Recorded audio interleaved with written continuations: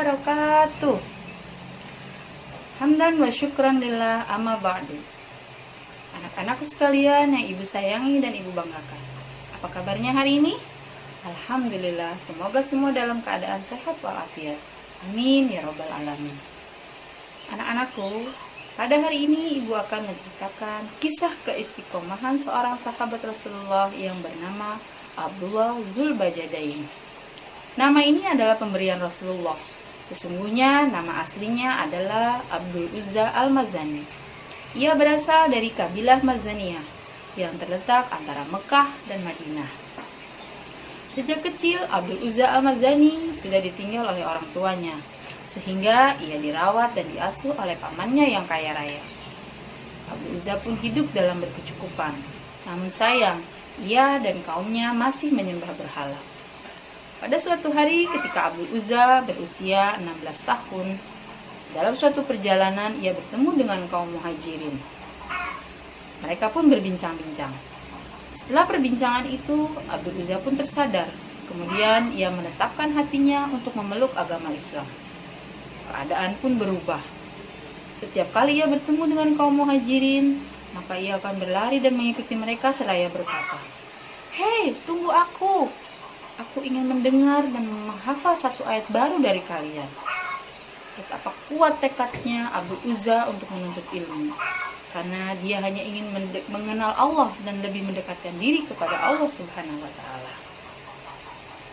Anak-anakku sekalian, selama 3 tahun Abdul Uzza menyembunyikan keyakinannya dari pamannya, dari kaumnya, sehingga ketika ia ingin beribadah, maka ia akan mencari tempat tersembunyi supaya tidak diketahui. Hingga pada suatu hari, ia pun memberanikan diri menemui pamannya, lalu menceritakan semuanya. Apa yang terjadi? Pamannya marah, apalagi ketika Abdul Uzza membacakan beberapa ayat Al-Quran. Pamannya pun murka, sehingga akhirnya Abdul Uzza pun keluar dari rumah pamannya. Lalu Abdul Uzza pun tetap bersabar dan berdoa semoga pamannya mau berhijrah seperti dirinya. Hingga pada suatu hari ia memberanikan diri datang lagi ke rumah pamannya. Tetapi tetap sama, pamannya tetap berpendirian teguh bahwa dia tidak suka. Lalu Abdul Uzza pun berkata kepada paman, "Baiklah paman, pada hari ini aku tetap pada pendirianku bahwa aku akan memilih Allah dan Rasulnya. Aku tidak peduli apa yang akan paman lakukan padaku." Pamannya pun berkata, "Baiklah kalau begitu. Aku pun akan mengharamkan apa yang kupunya untukmu, termasuk pakaian yang kau pakai." Lalu Abdul Uzza pun berkata, "Baiklah kalau begitu paman." Lalu pamannya mengambil sebilah pisau. Lalu dia potong pakaian yang dipakai Abdul Uzza, sehingga pakaian itu pun koyak dan rusak. Akhirnya Abdul Uzza pun pergi dari rumah pamannya. Di perjalanan, Abdul Uzza menemukan sepotong kain. Lalu ia memotong kain itu dan memakainya seperti kain ihram. Abdul Uzza pun melanjutkan perjalanannya sampai ke Madinah. Sehingga akhirnya untuk pertama kalinya ia bertemu dengan Nabi Muhammad SAW. Lalu Nabi Muhammad berkata kepadanya, "Siapa kamu?" Abdul Uzza pun menjawab, "Aku Abdul Uzza ya Rasulullah." "Apa yang terjadi dengan pakaianmu?" Lalu Abdul Uzza menceritakan bagaimana marahnya paman kepada dia. Lalu Rasulullah bertanya lagi, "Apa yang kau lakukan ketika pamanmu marah?"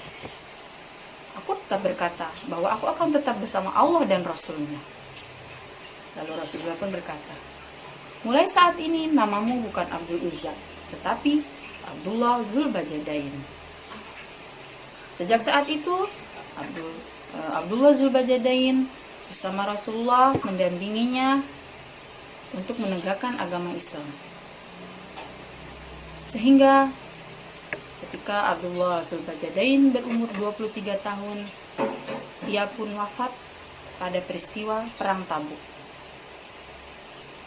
Peristiwa wafatnya Abdullah Dzulbajadain seperti dikisahkan oleh Ibnu Mas'ud radhiyallahu anhu. Ia bercerita bahwa pada malam itu cuaca sangat dingin. Aku terbangun dari tidurku. Aku seperti mendengar suara orang menggali tanah. Lalu aku menengok ke arah tempat Rasulullah tidur. Aku tidak mendapati Rasulullah. Aku melihat ke tempat Abu Bakar dan Umar. Aku pun tidak mendapati mereka. Akhirnya aku mencari keluar. Dan ternyata aku melihat Rasulullah sedang menggali tanah sendiri dengan tangannya. Aku melihat Abu Bakar dan Umar memegang lilin. Lalu aku bertanya kepada sahabat Abu Bakar, "Mengapa kau biarkan Rasulullah menggali tanah sendiri, wahai Abu Bakar?" Lalu sahabat Abu Bakar berkata, "Ini kehendak Rasulullah sendiri."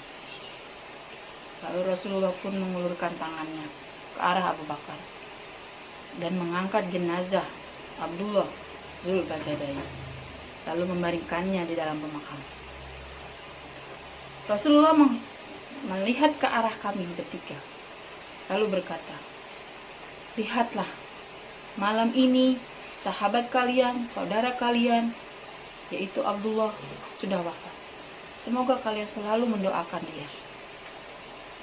Lalu Rasulullah mengangkat kedua tangannya dan berdoa kepada Allah, "Ya Allah, hari ini aku bersaksi kepadamu. Aku ridho akan orang ini. Maka ridhoilah dia. Kasihanilah dia ya Allah. Sayangilah dia." Itulah doa Rasulullah untuk Abdullah Dzulbajadain. Demikianlah kisah keistiqomahan seorang sahabat yang masih muda belia, yaitu Abdullah Dzulbajadain. Semoga kita bisa mengambil hikmah dari kisah tersebut untuk tetap berpegang teguh terhadap keyakinan kita. Baiklah, untuk anak-anakku kelas 1 sampai kelas 3, pertanyaan untuk kalian.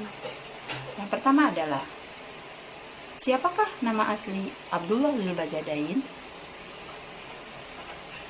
Yang kedua, dari kabilah manakah Abdullah Dzulbajadain berasal? Baiklah, terima kasih. Mohon maaf apabila banyak kekurangan.